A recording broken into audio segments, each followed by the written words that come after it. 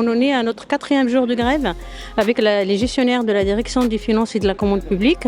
Et les revendications des collègues ont été balayées, mais rapidement. Il n'y a pas eu de débat, de réel débat sur les revendications légitimes des collègues.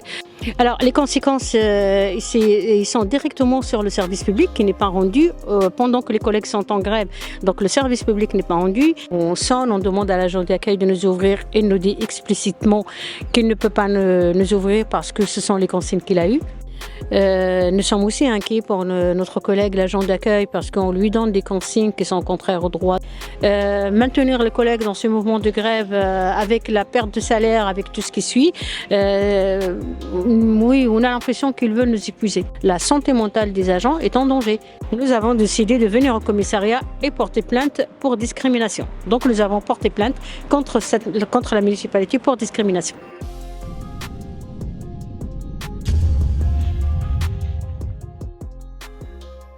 Bonjour Madame Lechlech, nous sommes aujourd'hui le lundi 19 janvier 2026 devant la mairie de Sevran. Vous êtes là en votre qualité de représentante syndicale Force ouvrière. Est-ce que vous pouvez nous dire ce qui se passe, s'il vous plaît, et pourquoi il y a cette mobilisation aujourd'hui ? Oui, bonjour Sullivan. Alors aujourd'hui, on en est à notre 4e jour de grève avec les gestionnaires de la direction des finances et de la commande publique. Ils sont en grève depuis, comme j'ai dit, 4 jours. Ils ont déposé des revendications légitimes, à savoir une revalorisation de leur FSE. Sachant que les gestionnaires finances touchent à peu près dans les 300 et quelques euros et tous les autres gestionnaires payent ou autres au sein de la ville, ils sont à 500 euros mensuels. Donc nos collègues gestionnaires, ils demandent de s'aligner sur les autres gestionnaires de paye et autres. La ville, pour l'instant, ils ont été reçus pour des réunions de réorganisation pour leur direction. En fait, suite au mouvement de grève du mois de décembre, 3 réunions ont été programmées par la ville. Sachant que dans les revendications, il y a aussi tout ce qui est sous-effectif, bien-être au travail. Voilà, donc il y a 3 revendications phares. Pourtant, il y a une qui a été balayée, c'est l'attribution de CIA, le complément annuel individuel que les collègues ont demandé. Pour l'instant, il n'y a aucune nouvelle de la ville, ça n'a pas été abordé du tout. La revalorisation de leur FSE et aussi remédier aux surcharges de travail et recruter parce qu'il y a un manque d'effectifs en fait en sein du service. 3 réunions ont été programmées. Lors de ces réunions, il aura été refusé la présence des syndicats portant dépositaires de préavis de grève. Uniquement les agents ont été reçus dans des réunions de travail par l'administration. Il y avait Madame Bernex, la chef du personnel qui était présente à une réunion. Sa réponse d'après les collègues, c'est qu'elle part, elle ne sera plus, elle prend sa retraite définitivement, il ne va plus être au sein de la ville, donc elle ne peut rien pour eux. Voilà la réponse qui a été donnée. Par contre, l'administration a tenu cette réunion sur coup pour la réorganisation de la direction. Et les revendications des collègues ont été balayées, mais rapidement. Il n'y a pas eu de débat, de réel débat sur les revendications légitimes des collègues. À la fin de ces réunions, on leur a proposé 20 euros bruts.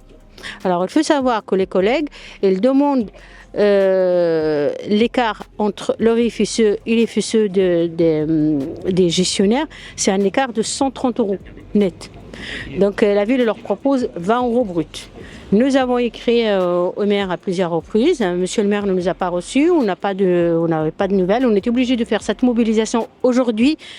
Comme par hasard, donc on a eu un appel on a eu un retour de la direction du cabinet pour nous proposer, pour nous dire que monsieur le maire va nous recevoir aujourd'hui à 14h. Donc on attend.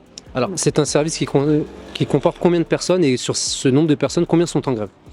Alors les gestionnaires finances, ils sont 2, 4, 6, 7, ils sont 7, 6 sont en grève. D'accord. Voilà. Et quelles sont les répercussions que cette grève peut avoir sur l'organisation de la vie municipale ? Parce que quand même, quand on parle de service public, on parle de personnel communal, on parle de solidarité communale au plus proche de la population. Il peut y avoir des répercussions aussi au plus proche de la solidarité envers la population, au plus proche aussi des services financiers pour pouvoir payer éventuellement des factures concernant des prestataires, etc. Quelles sont les conséquences que cela peut avoir ? Alors, les conséquences, ils sont directement sur le service public qui n'est pas rendu pendant que les collègues sont en grève.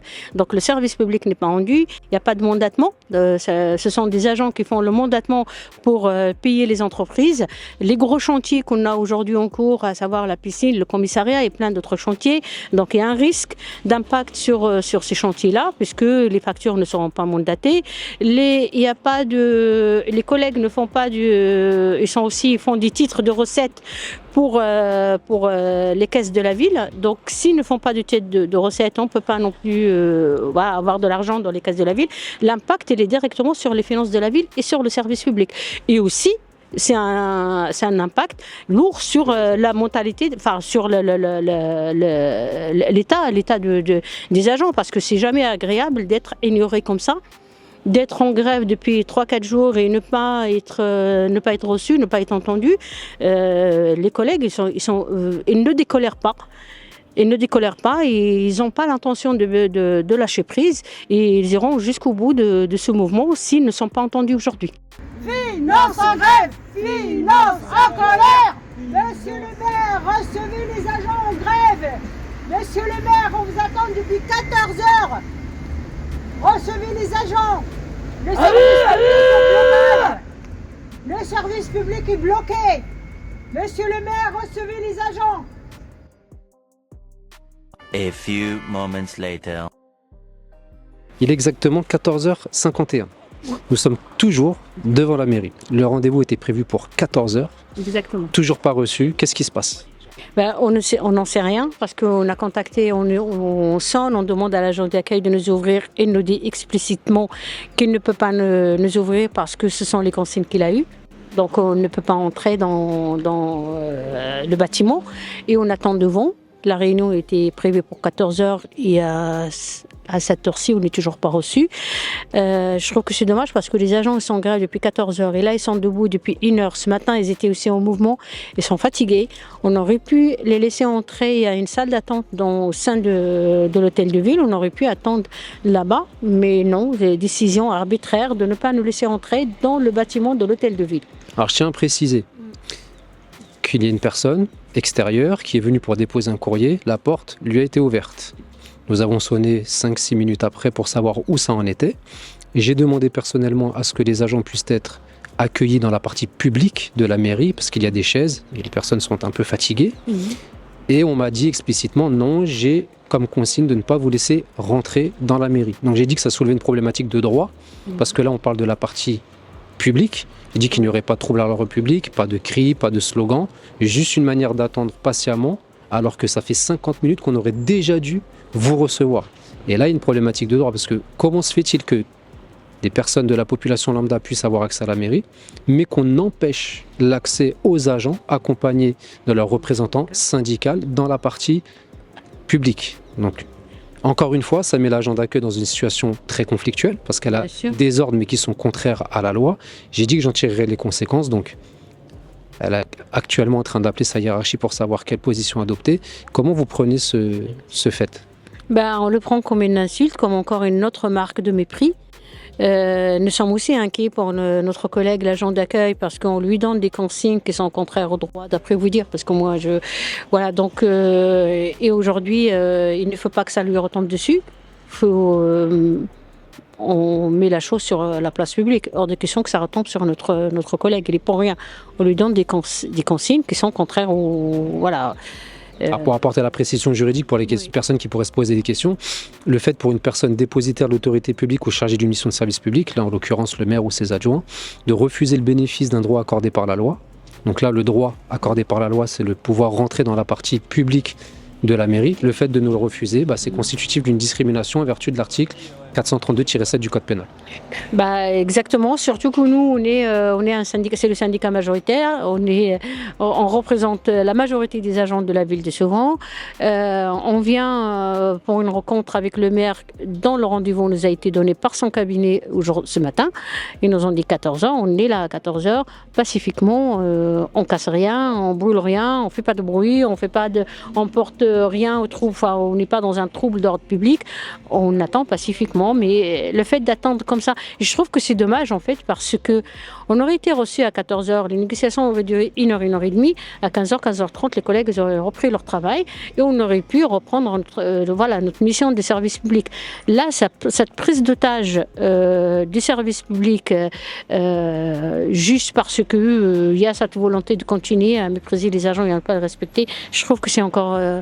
ça nous met encore plus en colère et je trouve que c'est dommage cette façon de le faire. Est-ce que vous pensez que ça pourrait être volontaire pour essayer de dissuader et fatiguer davantage les agents dans leurs revendications? Je n'en sais pas, mais en tout cas c'est le sentiment que nous avons. Je ne peux pas dire que c'est ça leur volonté exactement, parce que je ne vais pas spéculer sur des choses dont on n'est pas sûr, mais c'est le sentiment que nous avons aujourd'hui, c'est nous épuiser, maintenir les collègues dans ce mouvement de grève avec la perte de salaire, avec tout ce qui suit. Oui, on a l'impression qu'ils veulent nous épuiser, en fait. Tout à l'heure, je discutais un petit peu avec les collègues, ils me disaient qu'à l'époque, ils étaient 9 dans le service. Il y en a 2 qui sont partis, qui n'ont pas été remplacés, et qu'aujourd'hui, parmi les 7, il y en a qui sont aussi à mi-temps, et que ça a provoqué donc cette surcharge de travail. Exactement. Et donc un mal-être au travail, parce que forcément, ils ont un travail à faire qui est beaucoup plus conséquent que ce qui devrait être, entre guillemets, dans la logique et dans la normale. Concernant ces conditions-là, qu'est-ce que vous dénoncez, qu'est-ce que vous attendez en tant que syndic? C'est une revendication phare des collègues, c'est pallier au manque d'effectifs. Il y a 2 agents qui sont partis et 2 autres sont à mi-temps. Donc vous imaginez la surcharge du travail sur les agents restants. Il y a une surcharge de travail énorme, sachant que c'est un travail très technique dans lequel on n'a pas droit à l'erreur. C'est des finances de la ville quand même. On ne parle pas des chaises et des tables, on parle argent, on parle des finances. Et l'impact qu'il peut y avoir sur les finances de la ville, si jamais il y a des erreurs. Et vous savez très bien, quand on est surchargé de travail, quand on est épuisé émotionnellement, quand on est épuisé physiquement, on peut faire des erreurs. Et ça devient vraiment dangereux pour les collègues. Quand on parle de la santé mentale, parce que tout le monde parle de la santé mentale des salariés, aujourd'hui, on en est là. Il y a un danger pour la santé mentale des agents. Oui, parce que ça peut provoquer la dépression, le burn-out. Exactement. Dans certains cas les plus extrêmes, on n'espère pas qu'on y arrive, mais ça peut provoquer, on voit dans certaines entreprises, la tentative ou le suicide de certaines personnes. Donc oui, l'enjeu de la santé mentale au travail est quand même quelque chose de très important. On y veille, ça fait des années. Moi, en tant que conseiller municipal, que je le dénonce, que vous, en tant que syndicat, vous le dénoncez à travers des lettres ouvertes. Et l'intégralité de nos mises en lumière, de nos communiqués, de nos interventions n'ont jamais été attaquées non plus pour diffamation ou dénonciation calomnieuse. Donc il y a quand même une position aujourd'hui qui pose question. On ne peut pas accuser de choses extrêmement graves sans être poursuivi pour diffamation, mais que d'un autre côté, s'il y a la légitimité des revendications, que les mesures ne soient pas prises pour protéger le personnel. Bien sûr, nous avons dénoncé ces conditions de travail qui ont de plus en plus d'impact néfaste sur les agents, y compris dans un article dans Le Parisien. S'il y avait la moindre diffamation là-dedans, la ville elle avait tout à fait le droit de nous traîner en justice, de porter plainte contre nous. On sait très bien qu'il y a une souffrance. Volontaire ou pas, je n'en sais rien, mais il y a une souffrance. Une surcharge de travail, c'est une souffrance. Un manque de considération, que ce soit dans le cadre de l'évolution de carrière ou de la rémunération, c'est une souffrance. Et tout ça, ça a de l'impact sur la santé mentale des agents. Je le répète encore une fois, la santé mentale des agents est en danger. Donc il faut prendre les choses au sérieux. On convoque les agents pour une réunion à 14h, à 15h, ils ne sont toujours pas reçus. Ça a de l'impact quand même. C'est lourd et c'est dur à vivre pour des agents qui ont dans leur compteur 4 jours de grève. C'est même presque humiliant. Humiliant et voilà, c'est le sentiment d'humiliation et de mépris. À suivre. Merci. A few moments later.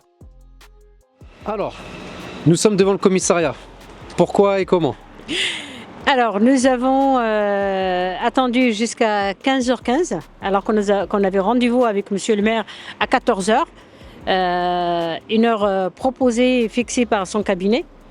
Nous avons attendu de 14h jusqu'à 15h15. Personne ne nous a reçus. Nous avons sonné à plusieurs reprises pour demander à l'agent d'accueil si on pouvait entrer. L'agent d'accueil nous a confirmé à plusieurs reprises qu'il avait consigne de ne pas nous laisser rentrer dans l'hôtel de ville.